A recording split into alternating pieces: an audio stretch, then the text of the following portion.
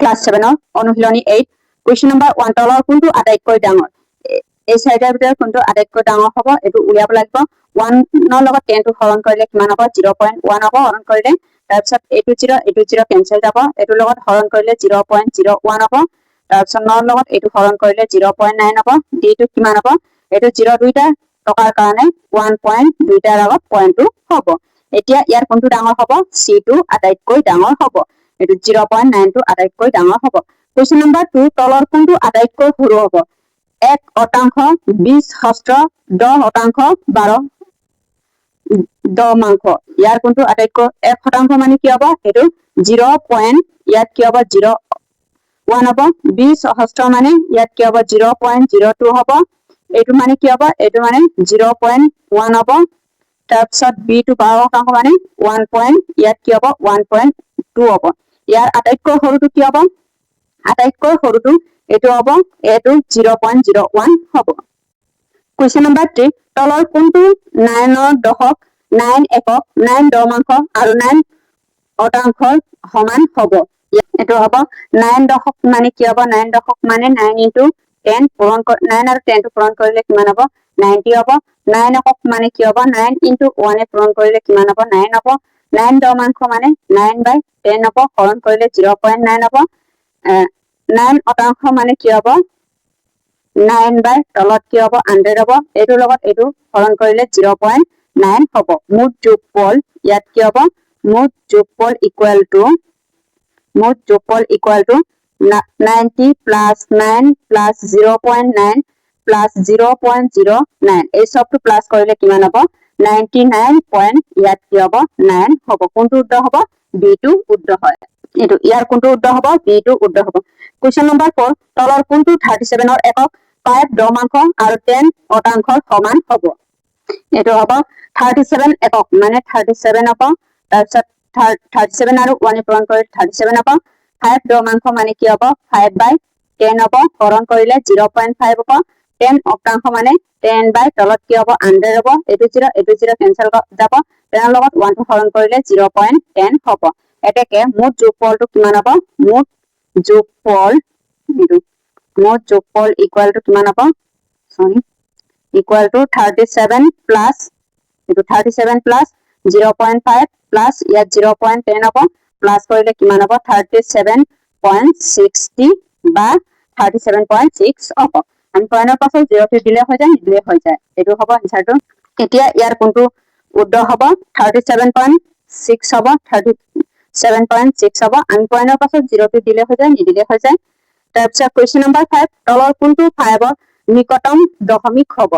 ইয়াৰ কোনটো 5 ৰ নিকটতম দশমিক হয় এটো হ'ব এইটোৰ পৰা আমি 5 মাইনাস কৰিলে কিমান হ'ব 0.05 হ'ব এইটোৰ পৰা আমি 5 মাইনাস কৰিলে কিমান হ'ব 0.45 হ'ব এইটোৰ পৰা আমি 5 মাইনাস কৰিলে 0.1 হ'ব তাৰপিছত এইটোৰ পৰা আমি 5 মাইনাস কৰিলে কিমান হ'ব 0.02 হ'ব 0.02 আটাইতকৈ কম পাৰ্থক্য গতিকে ইয়াত কি হ'ব 4.98 অংকিয়াটো 5 ৰ আটাইতকৈ ওচৰত আছে ইয়াৰ কোনটো উত্তৰ হ'ব ডি টো উত্তৰ হয় তাৰপিছত কুৱেশ্যন নম্বৰ 6 0.61 plus 0.7 ৰ মান কিমান হ'ব এটো 0.61 বাই ইয়াত কি হ'ব 0.7 হ'ব এটো 1 টো হ'ব 7 আৰু 6 টো 13 ৰ 3 হ'ব তাৰপিছত 1 হ'ব ইয়াত পইণ্ট হ'ব কোনটো উত্তৰ হ'ব বি টো উত্তৰ হ'ব কুৱেশ্যন নম্বৰ 7 এটো 1/5 ৰ মান উলিওৱা আমি 1 ৰ লগত আমি 5 টো হৰণ কৰিলে কিমান হ'ব এটো 1 টো হ'ব 5 টো বাহিৰত হ'ব আমি পইণ্ট টো দিম 0 টো দিলে ইয়াত 10 হ'ব 5 2 গুণ 10 হ'ব ইয়াৰ কোনটো উত্তৰ হ'ব এটো ডি টো উত্তৰ হ'ব 0.2 হয় কুৱেশ্যন নম্বৰ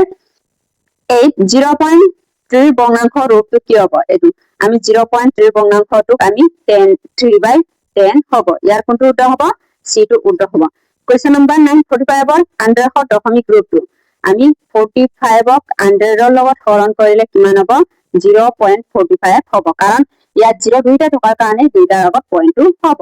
তাৰপিছত কুৱেশ্যন নম্বৰ ইয়াৰ কোনটো উত্তৰ হ'ব এটো ডি টো উত্তৰ হ'ব 0.45 হ'ব কুৱেশ্যন নম্বৰ 10 96 ৰ শতাংশ দশমিক ৰূপটো কি এটো 96 ৰ শতাংশ দশমিক ৰূপটো এটো 96% ৰ আমি উলিয়াব লাগিব 96/100 হ'ব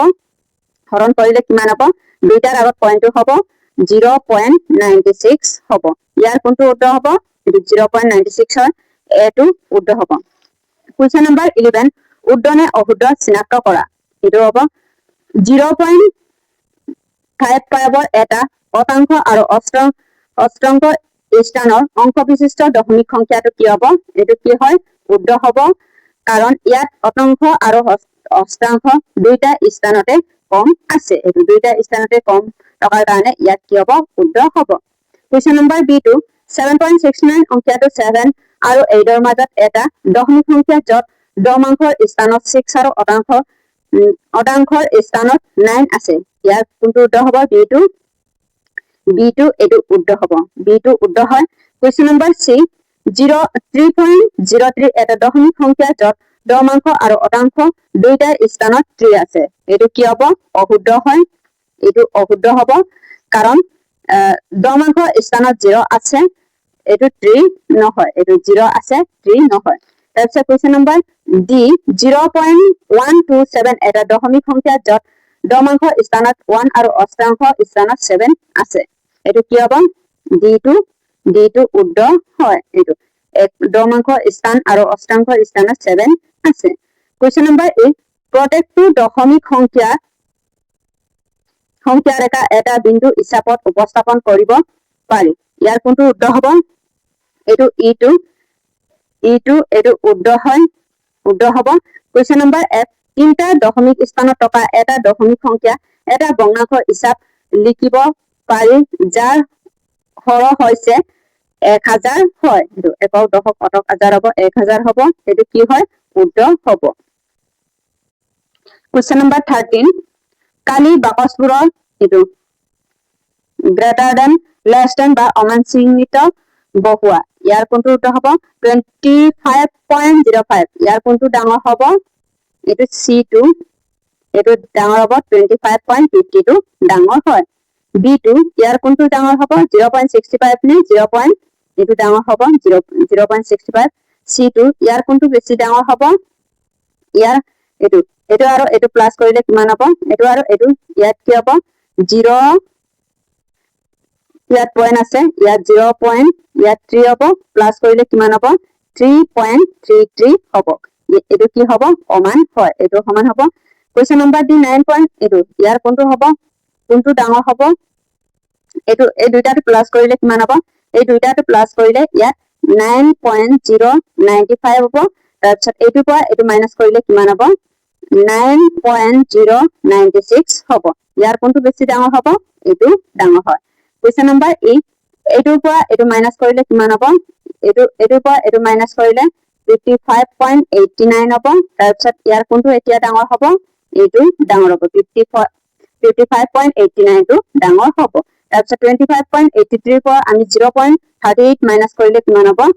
25.45 হ'ব এতিয়া ইয়াৰ কোনটো ডাঙৰ হ'ব এইটো ডাঙৰ হয় তাৰপিছত G2 এইটোৰ পৰা এইটো মাইনাস কৰিলে কিমান হ'ব এইটোৰ পৰা এইটো মাইনাস কৰিলে 17.86 হ'ব এতিয়া ইয়াৰ কোনটো হ'ব সমান হয় ইয়াটো 17.86 হ'ব কোৱেশ্চন নম্বৰ 13 তোমাৰ দেউতাৰাই বজাৰ কৰিবলৈ 300 আৰু সামগ্ৰী এখন তালিকা দি পঠালে দোকানীয়ে বজাৰ কৰা সামগ্ৰীৰ দামৰ ৰচিদ এখন তলত দিয়াৰ ধৰণে দিলে এটো মিঠাতেলৰ লগত এটো হৰণ কৰিব লাগিব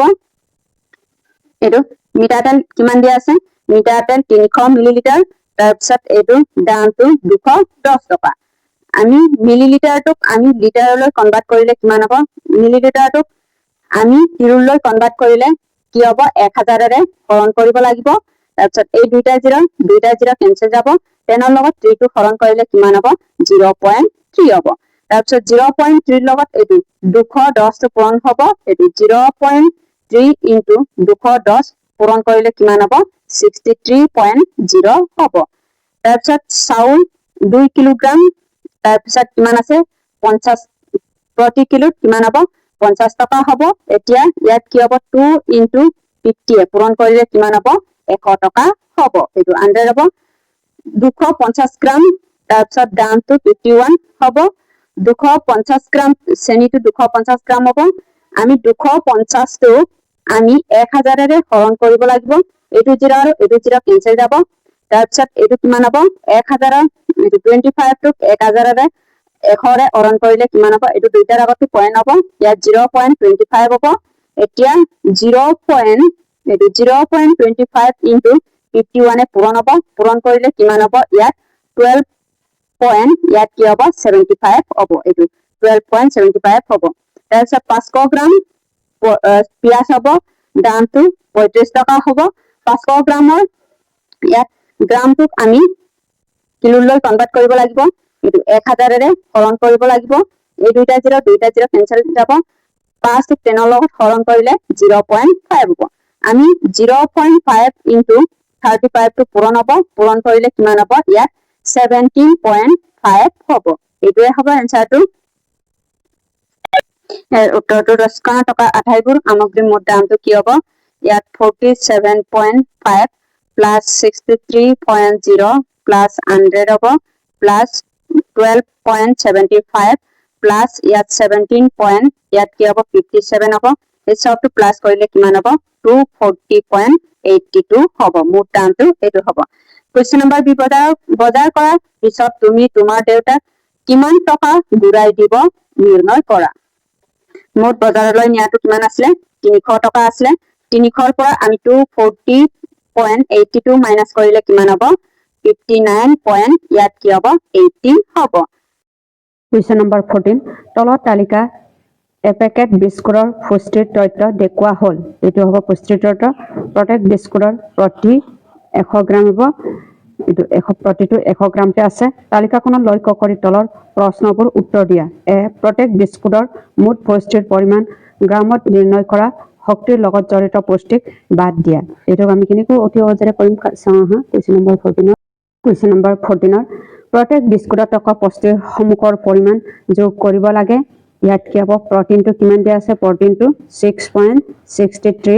গ্ৰাম দিয়া আছে কাৰ্বহাইড্ৰেটটো কিমান হ'ব কাৰ্বহাইড্ৰেটটো 5.60 গ্ৰাম হ'ব 56 গ্ৰাম হ'ব তাৰপিছত চেনি সংমিশ্ৰণটো কি হ'ব কিমান আছিলে 1.38 গ্ৰাম আছে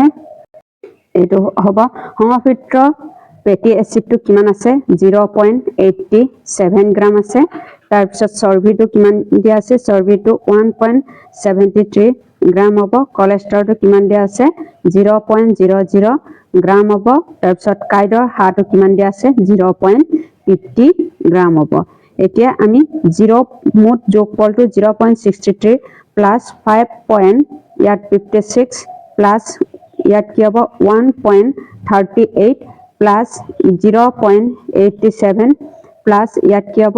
0.0 প্লাস 0.50 গ্ৰাম এই সবটো প্লাস কৰিলে কিমান হ'ব 10.67 গ্ৰাম হ'ব প্ৰত্যেক বিস্কুটৰ মুঠ পুষ্টিৰ পৰিমাণটো কিমান হ'ব 10.67 গ্ৰাম হ'ব কুৱেশ্চন নম্বৰ বি 100 গ্ৰামৰ বিস্কুটত থকা মুঠ পুষ্টিৰ পৰিমাণৰ গ্ৰাম নিৰ্ণয় কৰা শক্তিৰ লগত জড়িত পুষ্টিৰ বাদ দিয়ে আমি শক্তিৰ লগত জড়িত কিটা বাদ দি কিনি লিখিব লাগিব 100 গ্ৰামৰ ওপৰত কুৱেশ্চন নম্বৰ বি উত্তৰটো প্ৰতিটো 100 গ্ৰামত থকা পুষ্টিৰ সমুখৰ পৰিমাণ যোগ কৰিব লাগে প্ৰটিনটো কিমান হ'ব 7.37 গ্ৰাম হ'ব কাৰ্বহাইড্ৰেটটো কিমান হ'ব 66. ইয়াত কি হ'ব 30 গ্ৰাম হ'ব চেনিৰ সংমিশ্ৰণটো কিমান হ'ব চেনিৰ সংমিশ্ৰণটো 16.30 গ্ৰাম হ'ব সংমিশ্ৰণ ফেটি এসিডটো কিমান হ'ব সংমিশ্ৰণ ফেটি এসিডটো 10.64 গ্ৰাম হ'ব চৰ্বিটো কিমান হ'ব 21.14 গ্ৰাম হ'ব কোলেষ্ট্ৰলটো কিমান হ'ব 0.00 গ্ৰাম হ'ব তাৰপিছত কাইডৰ হাৰটো 0.68 গ্ৰাম হ'ব এতিয়া আমি মুঠ যোগফলটো উলিয়াব লাগিব মুঠ যোগফলটো 7.37 plus 66.30 plus 16.13 plus 10.64 plus 21.14 plus 0.68 তাৰপিছত 02 এই সবটো প্লাস কৰিলে কিমান হ'ব 127.99 গ্ৰাম হ'ব এইটোৱে হ'ব এনসাৰটো তাৰপিছত কোৱেশ্চন নম্বৰ C2 কোনটো পুষ্টিৰ পৰিমাণ প্ৰত্যেক বিস্কুটৰ ক্ষেত্ৰত আটাইতকৈ বেছি শক্তিৰ লগত জড়িত পুষ্টিটোক বাদ দি কিনে এইটো কোনটো হ'ব সিৰ উত্তৰটো তালিকাত অনুসৰি প্ৰত্যেক বিস্কুটৰ কাৰ্বহাইড্ৰেটৰ পৰিমাণ আটাইতকৈ বেছি হ'ব কাৰ্বহাইড্ৰেট পৰিমাণটো আটাইতকৈ বেছি হ'ব 5.56 এটো 5.56 গ্ৰাম হ'ব এটোৱে হ'ব এনসাৰটো Question number 15 তলত তালিকা বায়ুমণ্ডলৰ গেছসমূহৰ পৰিমাণ দিয়া হৈছে গেছ পৰিমাণ আৰ্গনটো ইমান দিয়া কাৰ্বহাইড্ৰেটটো এটো অক্সিজেন নাইট্ৰজেন অন্যান্য গেছটো এটো হ'ব বায়ুমণ্ডলত কোনটো গেছৰ পৰিমাণ আটাইতকৈ বেছি হ'ব এটো বায়ুমণ্ডলত কোনটো গেছৰ আটাইতকৈ পৰিমাণটো বেছি হ'ব ইয়াত নাইট্ৰজেন হ'ব এটো হ'ব নাইট্ৰজেন আছে নাইট্ৰজেনৰ পৰিমাণটো কিমান হ'ব 0.78% হ'ব তাৰপিছত বায়ুমণ্ডলত কোনটো গেছৰ পৰিমাণ আটাইতকৈ কম কোনটো গেছটো আটাইতকৈ পৰিমাণ বেছি হ'ব কাৰ্বন ডাই অক্সাইড এটো কাৰ্বন ডাই অক্সাইড হ'ব এটো কিমান হ'ব কাৰ্বন ডাই অক্সাইড হ'ব এটো কাৰ্বন ডাই অক্সাইডটো আটাইতকৈ কম হয় কিমান হ'ব 0. ইয়াত কি হ'ব 0003 বা আমি কেনেকা লিখিব পাৰো 0.03% লিখিব পাৰো তাৰপিছত question number 16 ৰিয়াই এখন দোকানলৈ গৈ দুটা ফলৰ ৰস বটল দেখা পালে এটাৰ দাম আছিল 45.75 আৰু আনটোৰ 45.07 তাই ক'লে দ্বিতীয়টোৰ দাম কম যেহেতু 07 75 বটকৈ সৰু তুমি তাইৰ কথাটো সন্মানতেৰে তোমাৰ সূত্ৰ সাপেক্ষে যুক্তি দিয়া question number 16 উত্তৰটো হয় মই ৰিহাই কটাৰ সৈতে সন্মান যুক্তিটো ইয়াত দুইটা বটলৰ দশমিকৰ ভাগফলৰ পূৰ্ণ সংখ্যাটো একে হয় কাৰণ অৰ্থাৎ 45 হয় গতিকে আমি দশমিকৰ সোঁফালৰ অংশটো তুলনা কৰিব লাগিব প্ৰথম বটলৰ দশমিক অংশ হ'ল 0.75 হ'ব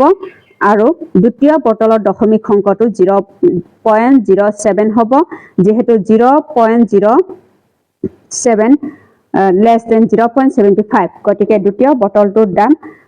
45.07 প্ৰথম বটলটোৰ দামতকৈ 45.75 কম হয় এটোৱে হ'ব এনসাৰটো question number 17 পুনৰাবৃত্তি নকৰাকৈ 2 3 7 9 অংক কেইটা ব্যৱহাৰ কৰি তিনটা দশমিক স্থানলৈ অংকিয়া গঠন কৰা অংকিয়াবোৰৰ ভিতৰত আটাইতকৈ ডাঙৰ আৰু আটাইতকৈ সৰু সংখ্যাটো কি তুমি কেনেকৈ সজাব বৰ্ণনা কৰা এটো question number 17 তিনটা দশমিক স্থানলৈ অংকিয়া গঠন কৰিব লৈ এটা অংক দশমিকৰ বাওঁফালে আৰু বাকি তিনটা অংক দশমিকৰ সোঁফালে বহুৱাব লাগিব আটাইতকৈ ডাঙৰ সংখ্যাটো কি হ'ব আটাইতকৈ ডাঙৰ সংখ্যা পাবলৈ সংখ্যাসমূহৰ ডাঙৰৰ পৰা সৰুলৈকে সজাব লাগিব ডাঙৰ পৰা সৰুলৈকে সজালে 9.732 হ'ব তাৰ পিছত আটাইতকৈ সৰু সংখ্যা আমি সৰুৰ পৰা সজাব লাগিব আটাইতকৈ সৰু সংখ্যা পাবলৈ হওঁতে আমি সৰুৰ পৰা ডাঙৰলৈ সজালে 2.379 হ'ব এটোৱে হ'ব এনসাৰটো question number 18 উক্তি এ 0.50 আৰু 0.5 এ একেটা মান বুজাইছে যুক্তি আৰু দশমিকৰ সংখ্যা এখত সোঁফালে শূন্য বহুৱালে অংকিয়াটোৰ মান সলনি নহয় বিকল্পসমূহৰ 1a আৰু r দুইটাই শুদ্ধ আৰু r2 হৈছে এৰ উদ্ধ ব্যাখ্যা হ'ব a 2 to এটো দিয়া আছে 3 to এটো 4 ইয়াৰ কোনটো উদ্ধ হ'ব ইয়াৰ এটো হ'ব উক্তি a আৰু যুক্তি r দুইটাই উদ্ধ আৰু r2 হৈছে এৰ উদ্ধ ব্যাখ্যা হ'ব এই কাৰণে ইয়াৰ কোনটো উদ্ধ হ'ব 1 to উদ্ধ হ'ব কাৰণ 0.5 বৰ সোঁফালৰ শূন্য বহুৱালে 0.50 হয় যাৰ গাণিতিক মানে একে থাকে এটো 5/10 equal to 50 by ইয়াত কি হ'ব 100 হ'ব এটো 0 কেনসেল কৰিলে ইয়াত মানটো কি হ'ব 1/2 হ'ব একে হয় তাৰপিছত question number 19 উক্তি m 0.9 আৰু 0.09 ৰ যোগ কৰিলে 0.99 পোৱা যাব যুক্তি r দশমিকৰ সংখ্যা যোগ পলৰ আৰু বিয়োগফলৰ আসন্ন মানে অদাই প্ৰকৃত মান নিদিব পাৰে ইয়াৰ কোনটো উদ্ধ হ'ব 19 ৰ ইয়াৰ 2 to উদ্ধ হ'ব এটো 2 to উদ্ধ হয় a আৰু r দুইটাই উদ্ধ কিন্তু r2 এৰ উদ্ধ ব্যাখ্যা নহয় কাৰণ r2 এৰ উদ্ধ ব্যাখ্যা নহয় এটো 0.09 to আমি 0.09 প্লাস কৰিলে ইয়াত কি হ'ব ইয়াত 0. ইয়াত কি হ'ব 99 হ'ব তাৰপিছত 22 উক্তি এ 5.6 আৰু 2.48 ৰ পাৰ্থক্য হৈছে 3.12 যুক্তি আৰু দশমিকৰ সংখ্যা বিয়োগ কৰোঁতে আমি দশমিকৰ অংকবোৰ স্থানীয় মান মিলাই লোৱা প্ৰয়োজন নহয় 5.6 ইয়াত 0 দিম